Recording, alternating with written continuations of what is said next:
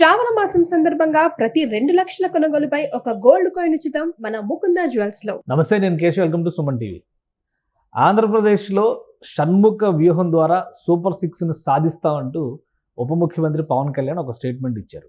దానికి తగ్గట్టుగానే ఢిల్లీలో జరుగుతున్నటువంటి పర్యటనలు ఒక ముఖ్యమంత్రి మాత్రమే కాదు, ఆంధ్రప్రదేశ్కి సంబంధించినటువంటి మంత్రివర్గం మొత్తం కూడా ఢిల్లీ వైపు వెళ్ళడం, రాష్ట్రానికి రావాల్సినటువంటి ప్రయోజనాల విషయంలో కేంద్రాన్ని ఒప్పించేటువంటి ప్రయత్నం చేయడం, ఇవన్నీ కూడా ఆసక్తికరంగా మారుతున్నాయి. మరోవైపు ఇచ్చిన హామీలు నిలబెట్టుకునే దిశగా కూటమి ప్రభుత్వం అడుగులు వేస్తుందని ముఖ్యమంత్రి చంద్రబాబు నాయుడు నుంచి క్యాబినెట్లో ఉన్న మంత్రులందరూ భరోసా ఇస్తున్నారు. అసలు సూపర్ సిక్స్ అమలు చేయడానికి షణ్ముఖ వ్యూహం అంటే ఏంటి, ఎటువంటి వ్యూహాన్ని అమలు చేయబోతున్నారు, దీని ద్వారా రాష్ట్రం ఆశించిన ప్రయోజనాలు సాధించే అవకాశం ఉంటుందా? ఈ అంశం పైన విశ్లేషణ చూద్దాం. మనతో పాటు చంద్ర శ్రీనివాసరావు గారు, పొలిటికల్ అనలిస్ట్ ఉన్నారు. చంద్ర శ్రీనివాస్ గారు నమస్కారం. నమస్కారం అండి. షణ్ముఖ వ్యూహం ద్వారా సూపర్ సిక్స్ అమలు చేస్తాం అని ఒక మాట అలా విసిరారు డిప్యూటీ సీఎం. ఆల్రెడీ 2 రోజుల నుంచి చంద్రబాబు నాయుడు గారు పదే పదే చెప్తున్నారు, హామీల అమలు విషయంలో ఎట్టి పరిస్థితుల్లో వెనక్కి తగ్గేది లేదు అంటున్నారు.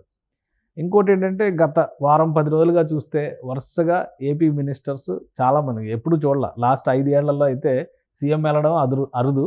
ఇంకోవైపు నుంచి చూస్తే ఏమన్నా రాజ్యసభ సభ్యులు ఉన్నటువంటి వైవి సుబ్బారెడ్డి గారు కానీ, లేదంటే విజయసాయి రెడ్డి గారు కానీ, వీళ్ళిద్దరూ కాకపోతే అప్పుడప్పుడు ఆర్థిక మంత్రి బుగ్గన రాజేంద్రనాథ్ రెడ్డి కనబడేవాళ్ళు. ఇప్పుడు మినిస్టర్స్ అందరూ వెళ్తున్నారు, కేంద్ర మంత్రులతో భేటీలు జరుపుతున్నారు, షణ్ముఖ వ్యూహం అంటున్నారు. అసలు ఏంటి దీన్ని వెనుకున్నటువంటి రహస్యం? ముందుగా సుమన్ టీవీ యాజమాన్యానికి, సుమన్ గారికి, మీకు, మీ ఎంప్లాయీస్ అందరికి కూడా, ప్రేక్షకులకి అందరికీ 78వ స్వాతంత్ర దినోత్సవ శుభాకాంక్షలు. ఈ సందర్భంగా మీరు తీసుకున్న ఈ టాపిక్లో ఆంధ్రప్రదేశ్లో మీరన్నట్టు గత 5 సంవత్సరాలు ఎప్పుడు లేని విధంగా గత ప్రభుత్వంలో వెళ్తే జగన్మోహన్ రెడ్డి గారు, ఆయన పక్కన విజయసాయి రెడ్డి, సుబ్బారెడ్డి గారు, మంత్రులకు కూడా అంత అవకాశం ఉండేది కాదు. ఏ రోజు ఒక శాఖకు సంబంధించి ఈ శాఖ రివ్యూ కోసం సెంట్రల్ వెళ్ళాము, ఈ రైల్వే ప్రాజెక్టుల కోసం, లేకపోతే ఈ ఆర్థికంగా నిపుణుల కోసం మీరు అన్నట్టు బొగ్గన అప్పుడప్పుడు కనపడ్డాడు 1-2 సందర్భాల్లో. ఏ రోజు కనపడలా. మీరు అన్నట్టు ఈ పవన్ కళ్యాణ్ గారు ఎందుకు షణ్ముఖ వ్యూహం అంటున్నాడు మొదటి నుంచి కూడా ఎవరికి అర్థం కాదు. ఆ వ్యూహంలోనే ఎవరికి అర్థం కాని ఆ ఇది నుంచి ఈరోజు ప్రభుత్వం వచ్చింది. చాలా చక్కగా పరిపాలన చేస్తున్నారు. ఎవరికి సంబంధించిన వాళ్ళ శాఖల పనితీరు, వాళ్ళకి వర్క్ డిస్ట్రిబ్యూషన్ చక్కగా జరుగుతుంది. అది ఎవరికి బయటకు తెలియదు. వర్క్ డిస్ట్రిబ్యూషన్ ఉందంటారా? డెఫినెట్గా వర్క్ డిస్ట్రిబ్యూషన్ లేకపోతే ఇప్పుడు డే 1 నుంచి మనోహర్ గారు సివిల్ సప్లై మీద ఎందుకు అంత కాన్సన్ట్రేషన్ చేస్తున్నాడు, ఎందుకు ఎవరైనా గారు 41 నోటీసులు ఇచ్చి అరెస్ట్ చేస్తామని చెప్పి అంటున్నాడు. అదేవిధంగా సత్యకుమార్ చూడండి, డే 1 నుంచి ఆయన కూడా బీజేపీ నుంచి రిప్రజెంటేషన్ ఉన్న ఒక మంత్రి అయినా డయేరియా బాధితుల కోసం మచిలీపట్నం నుంచి ఆ రోజు వ్యవహరించిన తీరు, క్షేత్రస్థాయిలో ఆయన రాయలసీమ లేదు, కొస లేదు, అన్ని పర్యటిస్తున్నాడు. ఈరోజు ఫ్లాగ్ ఇది కూడా రాయలసీమలో ఆయన జెండా వందనం కూడా చూడండి, లోకేష్ బాబు గారు, చంద్రబాబు నాయుడు గారు ఎక్కడ చేశారు. అదేవిధంగా పవన్ కళ్యాణ్ గారు గోదావరి జిల్లా ఉత్తరాంధ్ర చేశారు. అంటే 3 ప్రాంతాలు, మూడు రాజధానులు కాదు ఇక్కడ ముఖ్యం, 3 ప్రాంతాల అభివృద్ధి ముఖ్యం అన్న ఉద్దేశంతో వీళ్ళు చాలా కలెక్టివ్గా వర్క్ డిస్ట్రిబ్యూషన్ చేసుకున్నారు. ఎక్కడ బెస్ట్ జరగకపోవట్లేదు. 3 ప్రాంతాలకు, 3 పార్టీలకి ప్రాధాన్యత కనపడుతుంది ఇక్కడ. కాబట్టి ఇక్కడ ఏంటంటే, ప్రభుత్వంలో మేము ముగ్గురం ఒకటే అనేది ఒకటి. ఏ సమస్య వచ్చినా ఆంధ్రప్రదేశ్ ప్రజలకు ఏదైతే వాగ్దానం చేశారో ప్రజలకి, ఆ వాగ్దానాలు నిర్వర్తించడానికి కేంద్రంతో ఎప్పటికప్పుడు మేము వెళ్ళి ఆయా శాఖల కోసం వెళ్ళి రిప్రజెంటేషన్ ఇస్తామంటాం. ఇప్పుడు వెళ్తే ముఖ్యమంత్రి తప్పితే ఇంకెవరు వెళ్ళడానికి వెళ్ళలేదు. కానీ ఇప్పుడు ఏంటి, ఆ శాఖలు నిన్న వెళ్ళారు. ఆయన కొల్లు రవీంద్ర గారు వెళ్ళాడు. కొల్లు రవీంద్ర మచిలీపట్నం రైల్వే సంబంధించిన వైష్ణవ్ గారితో కలిశాడు. అదేవిధంగా మనోహర్ గారు మొన్న వెళ్ళేసి వచ్చాడు. ఆ తర్వాత సత్యకుమార్ గారు ఎప్పుడప్పుడు వెళ్తూ ఉన్నారు. ఇక మిగతా మంత్రులు, సత్యకుమార్ గారు వెళ్ళిన తర్వాత కూడా హెల్త్ మినిస్ట్రీకి సంబంధించి చాలా పెద్ద శాంక్షన్స్ వచ్చినాయి. ఎందుకంటే ఆయన ఆరోగ్య రక్ష పథకం కింద సెంట్రల్ ఇన్సూరెన్స్ తీసుకొచ్చారు. సో పవన్ కళ్యాణ్ గారిది ఒక స్టైల్. అంటే వర్క్ డిస్ట్రిబ్యూషన్ అంటే ఏ విధంగా, ఇప్పుడు వాళ్ళ శాఖల పరంగా రాష్ట్రానికి కావాల్సినటువంటి అవసరాలు, లేదా మీరు అన్నట్టుగా 3 ప్రాంతాలు 3 రాజధానులు అంటున్నారు కదా, ఇక్కడ 3 ప్రాంతాలకి ఒక సమతులాభివృద్ధి అనేటువంటి నిర్ణయంతో వెళ్తుంది. ఇది కరెక్ట్ అండి, 3వ పాయింట్ కరెక్ట్. ఇక్కడ సత్యకుమార్ విషయంలో ఒకప్పుడు మనం పేపర్లో ఆయన ఒక రైటర్గా, BJP point of view, Venkaiah Naidu garu, OSD గారు అట్లా చూసాం. కానీ పరిపాలన ఇంత సమర్థవంతంగా చేయగలడు అన్నట్లు ఆయన రాష్ట్రం మీద దృష్టి పెట్టాడు. ఎందుకంటే కేంద్రం బీజేపీ ఉంది కాబట్టి బీజేపీ పెద్దలతో సన్నిహిత సంబంధాలు అమిత్ షా గారితో ఉన్నది. చిత్తూరు జిల్లాలో ఇవాళ జెండా వందనం, రాయలసీమ ఆ ప్రాంతం బాధ్యత తీసుకున్నాడు. మీరన్నట్టు ఒక కలెక్టివ్తో రెస్పాన్సిబిలిటీగా ముగ్గురు కూడా ఏ పని కోసం వెళ్ళినా రాష్ట్ర అభివృద్ధి కోసమే కదా అల్టిమేట్గా. ముగ్గురు 3 ప్రాంతాలు 3 రాజధానులు అని చెప్పి జగన్మోహన్ రెడ్డి గారు ప్రజలను మోసం చేశారనే భావన నుంచి 3 ప్రాంతాలు రాజధానులు కాదు ముఖ్యం, 3 ప్రాంతాల అభివృద్ధి ముఖ్యం, ఇండస్ట్రీస్ ముఖ్యం, చిరకాల కోరికలు తీర్చడం ముఖ్యం అనేది ఆ దృష్టితోనే వెళ్తున్నారు. ఆయా ప్రాంతాల యొక్క సమస్యలను వాళ్ళని ప్రజలకు తెలియజేస్తున్నారు. ఏ విధంగా ఓవర్కమ్ అవ్వాలి, కేంద్ర ప్రభుత్వం నుంచి ఈ శాఖలకు ఏ విధంగా నిధులు తెచ్చుకోవాలి అనే పాయింట్లో వెళ్తున్నారు.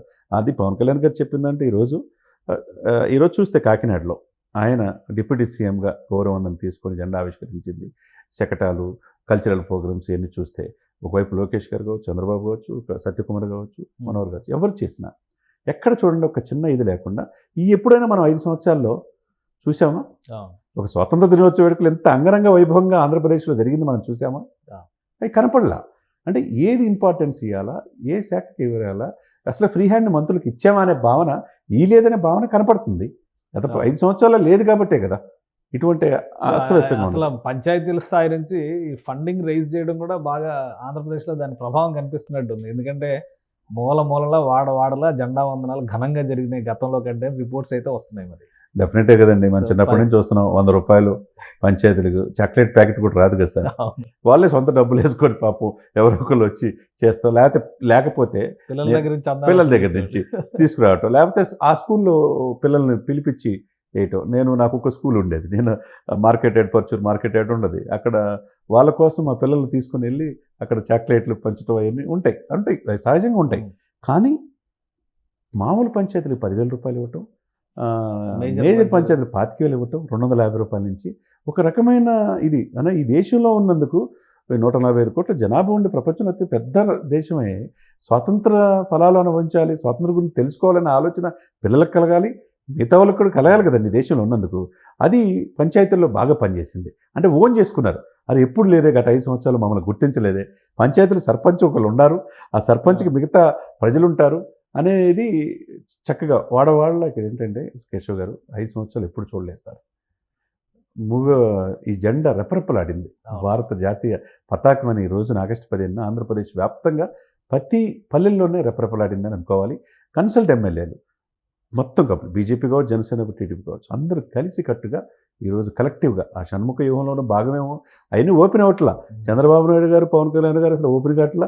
లోకేష్ అసలు వాళ్ళ పని చేసుకెళ్ళిపోతున్నారు. ఎవరి పనే రోజు చేసుకుంటా పోతే ఏ సమస్యలు ఉండవు కదండి. అది నిజంగా ఈ 78వ స్వాతంత్ర దినోత్సవ రోజు ఆంధ్రప్రదేశ్లో ఒక సుపరిపాలన దిశగా సంక్షేమము, అభివృద్ధి 2 కళ్ళతో వెళ్తున్నట్టుగానే మనం స్పష్టంగా కనపడుతుంది.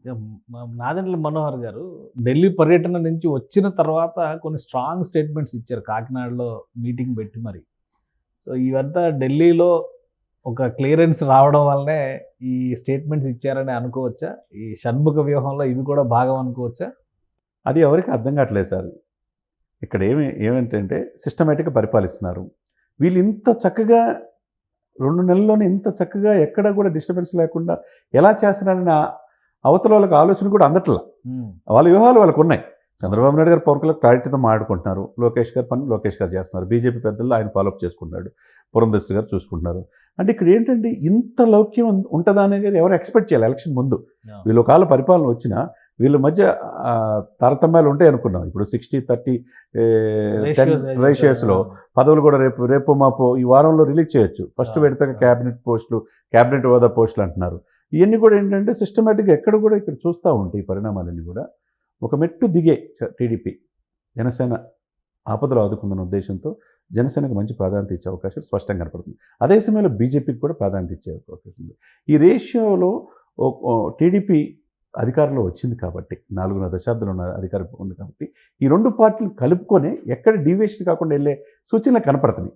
ఢిల్లీలో వీళ్ళు అడిగిన వెంటనే, మంత్రులు అడిగిన వెంటనే, అంటే ముఖ్యమంత్రి అంటే ఇమీడియట్గా అపాయింట్మెంట్స్ దొరుకుతాయి. అవునండి. మంత్రులకి కూడా అంత ఫ్రీగా అపాయింట్మెంట్స్ దొరకడం, మాట్లాడడం. సరే, అక్కడ ఎన్డీఏ ప్రభుత్వం ఉంది, ఇక్కడ ఎన్డీఏ ప్రభుత్వం ఉంది కాబట్టి వెల్ఫేర్కి సంబంధించి ముఖ్యంగా ఈ సంక్షేమ పథకాల అమలు విషయంలో ఈరోజు అన్న క్యాంటీన్లు ఓపెన్ చేశారు. రాష్ట్ర వ్యాప్తంగా 88 క్యాంటీన్లు లేవని మండే నుంచి, నెక్స్ట్ డే నుంచి మిగతా రిమైనింగ్ మిగతా 105 క్యాంటీన్లు ఓపెన్ చేస్తామని చెప్పని అంటారు. ఇదంతా ఫండింగ్ ఎట్లా అంటే ఒక నెలకి కనీసం 18 కోట్లు ఖర్చు అవుతుంది ఒక క్యాంటీన్ నిర్వహణకి అని చెప్పని అంటున్నారు. సో చాలా తక్కువకి ఇస్తున్నారు కదా సార్. ఒక్కొక్క జిల్లాకి అయ్యేటువంటి ఖర్చు అంచనాలు వేశారు. సో ఇది ఎంత ఏ ధీమాతో మేము చేయగలం అని చెప్తున్నారు. దానికి ఉన్నటువంటి వ్యూహం ఏంటి వీళ్ళకి? డెఫినెట్గా అండి. ధీమా అంటే ఏం లేదండి. వీటిలో మనకు తెలిసి ఏమవుతుందంటే కార్పొరేట్ సోషల్ రెస్పాన్సిబిలిటీ కింద ఆయా సంస్థలు ఇన్వాల్వ్ చేస్తారు. ఆ రాష్ట్రం మీద, రాష్ట్రంలో పరిశ్రమలు పెట్టి బాగా డబ్బు సంపాదించి ఉన్న వాళ్ళ దగ్గర వాళ్ళు పరిశ్రమలు పెట్టుకోవడానికి వెసులుబాటు కల్పించవచ్చు. ఇప్పుడు సపోజ్ కొరియా, అమెరికా వెళ్ళి 36,000 కోట్లు పెట్టుబడి తీసుకొచ్చారు. వాళ్ళకి కావాల్సిన sufficient lands clearance Revanth Reddy గారు ఇస్తారని దాంట్లో భాగంగా ఈరోజు కంపెనీ కూడా ఒకటి ఓపెన్ చేసి మేము ఈ దేశానికే పోటీ పడతానే రీతిగా హైదరాబాద్ తీసుకెళ్తున్నాడు. అదేవిధంగా ఆంధ్రప్రదేశ్లో అవకాశం ఉంది, తీర ప్రాంతం ఉంది, ఇండస్ట్రీస్ రావచ్చు, వాళ్ళకి వెసులుబాటు కల్పించవచ్చు. ఆ పాయింట్ ఆఫ్ వ్యూ ఉద్దేశంతో వీళ్ళు ఎక్కడికక్కడ ఆ నమ్మకం ఉంది. 4 దశాబ్దాల అనుభవం చంద్రబాబు నాయుడు గారికి ఉంది కాబట్టి ఎక్కడి నుంచి డబ్బు తేవాలి, ఏ విధంగా చేయాలి అనేది ఆయనకి తెలివితేటలు బాగుంటాయి.